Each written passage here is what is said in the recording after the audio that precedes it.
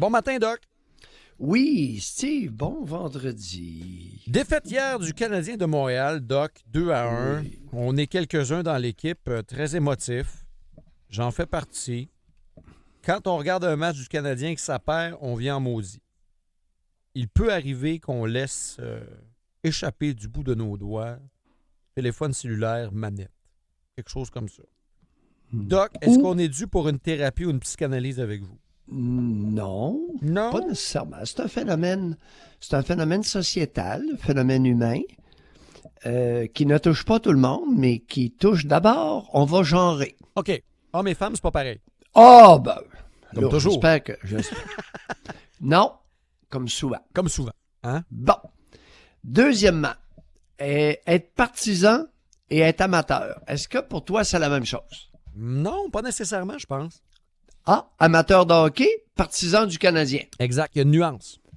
Et quelle est-elle? Je t'écoute. Amateur de Allons-y. hockey, tu aimes le hockey en général. Partisan, Oui. j'ai de la misère à... Écoute, c'est peut-être un mauvais lien que je fais dans ma tête, là, mais un partisan, là, que ce soit du Canadien ou d'autres choses, là, quand quelqu'un dit « je suis partisan de tel club », il me semble qu'il y a un côté affectif et émotif qui est plus fort, qui est relié. Ben oui, définitivement. Il y a un investissement particulier. Ouais. Est-ce que tu as déjà regardé une partie entre deux clubs qui n'impliquaient pas le Canadien? Oui, j'ai déjà fait ça. Ben oui, je le fais quand même souvent, je vous dirais. Ah, oui, souvent? Bon, oui, quand même. Oui, moi, j'aime le hockey en général. Je dirais par contre que je pense qu'au Québec, il y a beaucoup de partisans du Canadien, mais des amateurs de hockey, d'après moi, il y en a moins. Oui. Ça se Alors, peut-tu, Doc? je n'ai jamais regardé une partie complète de deux clubs de hockey sans que le Canadien ne joue. OK. Ça m'intéresse pas. Et je ne dois pas être le seul. Non, On pense que est vous nombreux. Je pense que vous êtes très nombreux au Québec comme Et ça. souvenons-nous de l'histoire des Nordiques à Québec. Mhm. Combien d'amateurs des Nordiques vont se refuser à regarder le Canadien? C'est vrai. C'est encore le cas. Oui. Les partisans, ceux qui étaient Alors, partisans, là, fans des Nordiques. Oui, Oh, les oui. partisans. Oui. Fans, parce que être amateur, c'est une chose. Mhm. Je suis amateur de boxe. Et je regarde beaucoup de boxeurs, y compris Makhmadov, qui est un Russe, OK? Y compris Arthur Beterbiev, qui est un Tchétchène musulman. Et j'admire énormément le talent de boxeur d'Arthur Beterbiev. C'est un des meilleurs boxeurs au monde. Ce qui est la nuance pour un partisan, mettons que vous étiez un fan seulement de Beterbiev. Là. Voilà. Quand- Les autres ne m'intéressent pas. Le jour où il se retire, pour vous, la boxe, c'est fini. C'est ça, exactement. Ouais. Et les Kazakhs, actuellement, à Montréal, on a une équipe de boxe, une équipe de boxeurs incroyable, particulièrement les Kazakhs. En tout cas, bon, toujours est-il que amateur d'un sport, c'est une chose, partisan d'un club ou d'un individu peut en être une autre. Oui. Qu'arrive-t-il lorsque le supporter d'un club Mhm. ou le partisan ou le fan Mhm. voit son club perdre? Il vient en tas. Ah oui? Ah oui! Raconte. On va partir de ton expérience à toi. Ben, on peut parler de la mienne puis celle de mon équipe aussi, là, mais c'est pas Oui, tout le temps pareil. oui, là, oui. mais Non, t'es pas le seul. Vas-y. je vous donne des réactions possibles. Quand ça perd et que tu sens que le match n'est pas pour être gagné, tu fermes la télé parce que tu es en tas. Puis là, tu dis, c'est pas vrai, je vais regarder perdre encore à soir, gang de tas. OK? Oui. Ça arrive. Oui. Des fois, sur un mauvais but ou un mauvais appel de l'arbitre, mais un mauvais appel, c'est parce que c'est contre ton équipe, on s'entend. Là. Tu vas lâcher la télé, tu vas lancer un petit peu à manette, sur le divan. Là, une direction comme ça. La colère, ça monte. Des fois, tu vas te lever tout seul dans ton salon, tu as l'air un peu fou, puis tu te mets à crier après l'arbitre. Le coup de poing à Paul Byron, comment t'as réagi? En toute franchise, j'étais déçu. J'étais déçu parce qu'on perdait un bon joueur. Ouais. Puis je trouvais ça niaiseux. Mais aucune frustration, je comprenais ce qui s'était passé. Je trouvais ça niaiseux. Ah oui, puis t'as compris? Qu'est-ce que t'as compris dans ce geste-là? Ben, Le coup de poing sur la gueule j'ai compris la justification de d'un gars de 6 Byron. pieds, J'ai d'autres de compris, 6 pieds. j'ai compris pourquoi Byron se présentait. Je n'étais pas d'accord avec sa décision. Mais j'ai compris pourquoi il se présentait. Et pourquoi s'est-il présenté, sachant très bien qu'il se ferait knockoter, puis il l'a été. Ouais. Un seul coup ouais. de poing sur la mâchoire, paf! Parce qu'il y a au une pays des mentalité- rêves. Parce que Doc, il y a une mentalité encore un peu Cro-Magnon dans le hockey qui dit t'assumes tes gestes. Il avait blessé l'autre joueur, il a offert de se battre, il a lâché les gants. Je l'approuve pas. Hein? C'est de même. Mais tu ne le désapprouves pas non plus. Je comprends ce qu'il a fait. Je trouve ça niaiseux, mais je comprends. OK. Bon. Alors, il y a un investissement émotionnel important. Assez fort, oui. Ben, même Oui. certains. Avez-vous déjà entendu ça?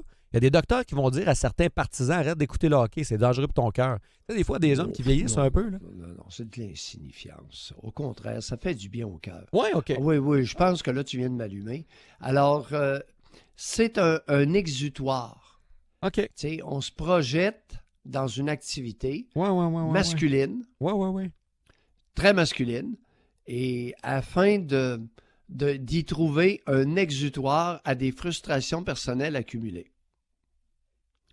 Exemple, si tu prends l'exemple des Britanniques Mhm. au rugby, les hooligans, le phénomène hooligan, c'est un groupe d'hommes extrêmement frustrés qui ne cherchent qu'à se battre lors des matchs, Ben oui, c'est vrai. des matchs de rugby en Angleterre. Ah oui, c'est vrai, vous avez raison. Bon. Alors, c'est définitivement Un exutoire. un exutoire. Ouais. Ça permet à la fois de te réjouir ou Passer tes frustrations.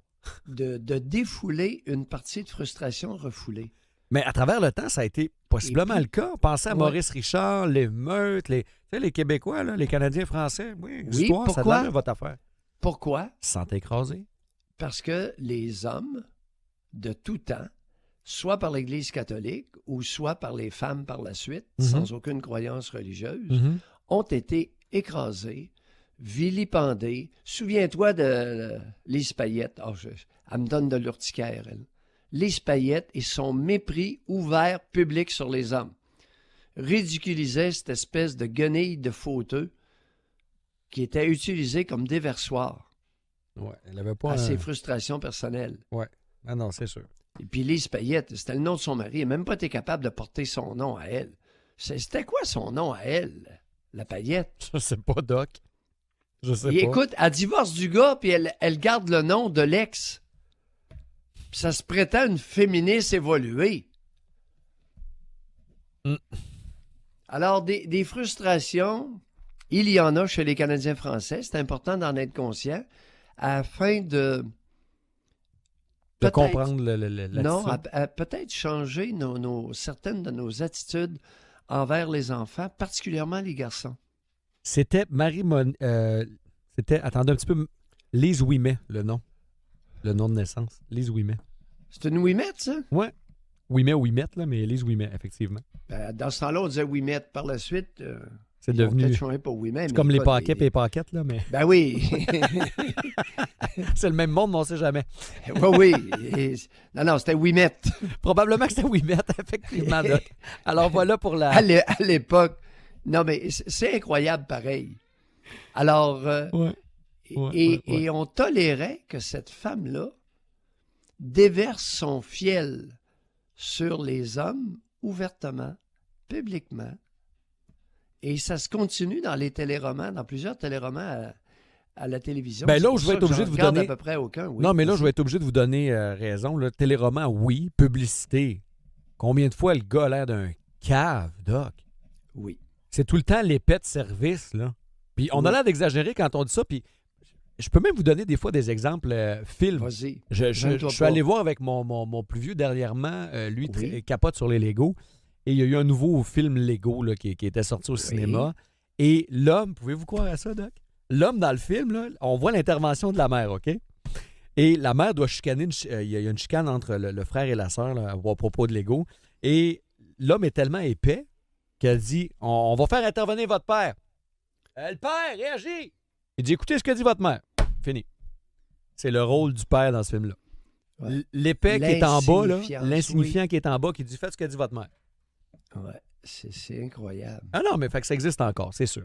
Oui. Hey Doc, faut clore le... Alors, ça engendre, ce genre de choses-là engendre des frustrations C'est sûr. refoulées pendant l'enfance Mhm. et ça sort dans l'acceptation de la violence dans un sport qui nous représente Mhm. de Ça très défoule. longue date. Ouais.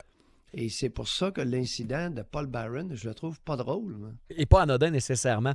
Je Doc, le trouve pas drôle, je le comprends pas et je ne l'accepte pas. Des combats à point nu dans le hockey, c'est inacceptable. ben, c'est un drôle d'endroit. C'est sûr que un espace C'est inacceptable. glacé, un espace glacé entre vous et moi, c'est un drôle d'endroit pour se battre. Parce que Paul Barron, là, la commotion qu'il a subie ce soir-là, elle a paru hier soir. Ben moi, je pense que oui. Je pense que oui, Doc. Votre sujet ce matin, Parce que je suis un expert des commotions cérébrales.